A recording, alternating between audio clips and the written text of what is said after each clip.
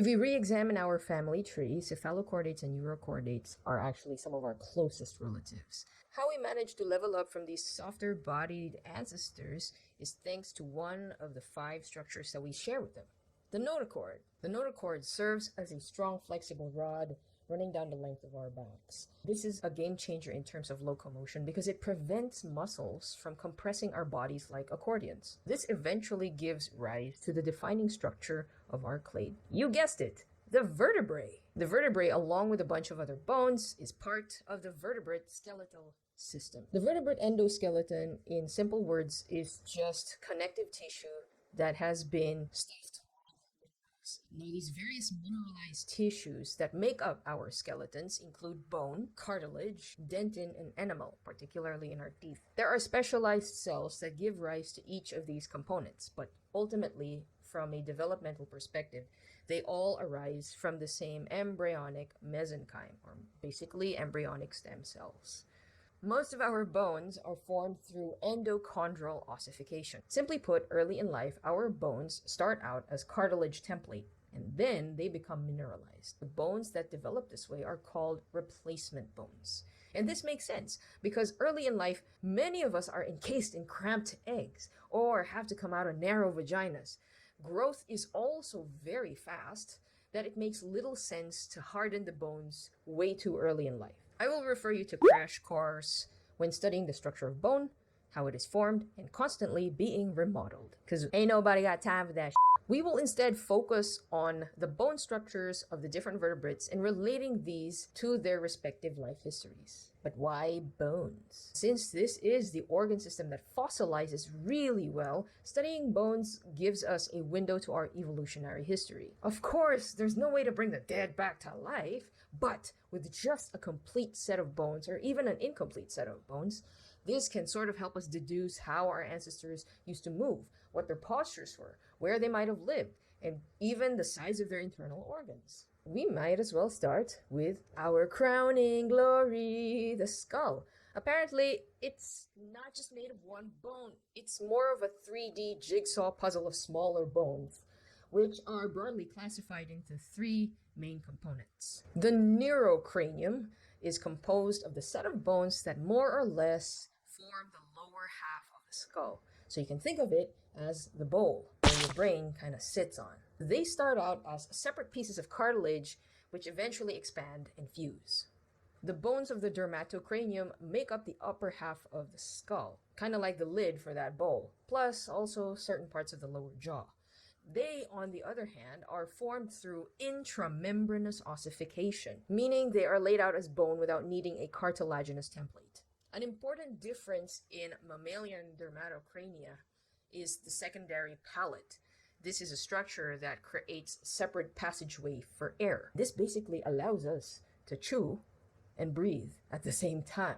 Why we can chew in the first place is thanks to the third component of the cranium, which is the splanchno-cranium. Parts of the splanchno-cranium ultimately include the jaws, the hyoid bones, the middle ear bones, and the gill arches. Jaws are actually an evolutionary milestone for the clade Gnathostomata. We're part of that clade, by the way. But how did we get to having jaws when our ancestors didn't have any? It turns out our pharyngeal gill slits were a big player in this story. Cartilage started forming between these pharyngeal gill slits and eventually gave rise to 7 pharyngeal arches. Those eventually became gills. The most anterior pair of pharyngeal arches became the actual jaws. The pair behind that became the hyoid arch.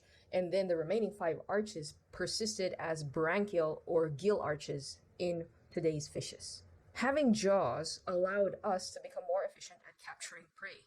But wait, there's more, because it's not just bam, you got jaws. Jaws can be attached to the rest of the cranium through various ways.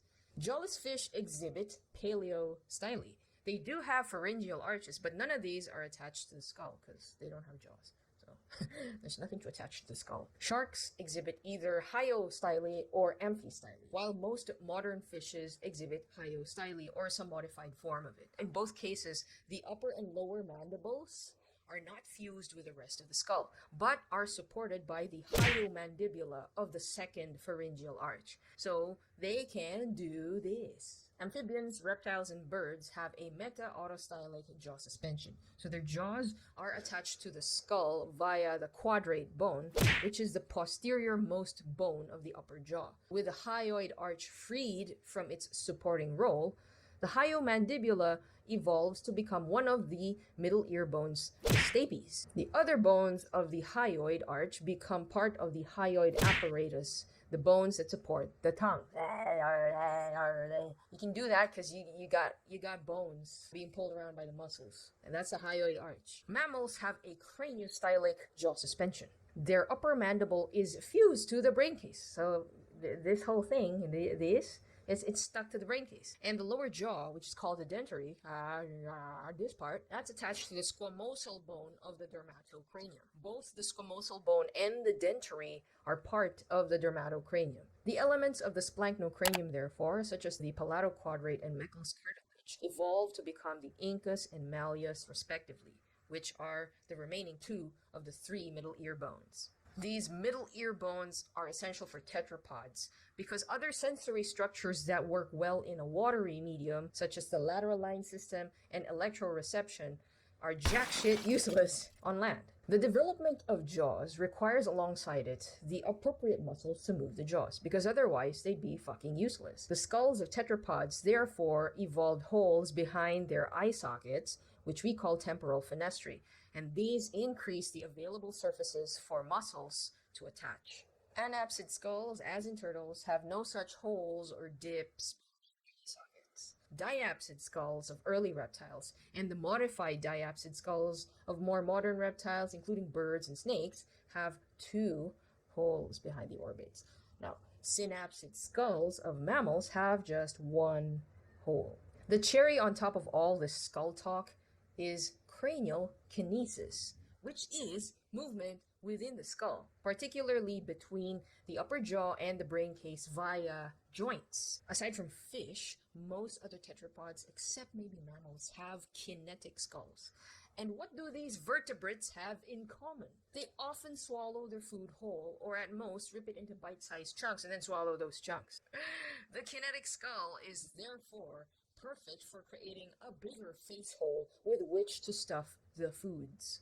Other changes in the skull that I could think of right off the bat. The position of the orbits. In some animals, including ourselves, they are both facing forward. So that allows our eyes to sit at front of our faces instead of at the side like fishes.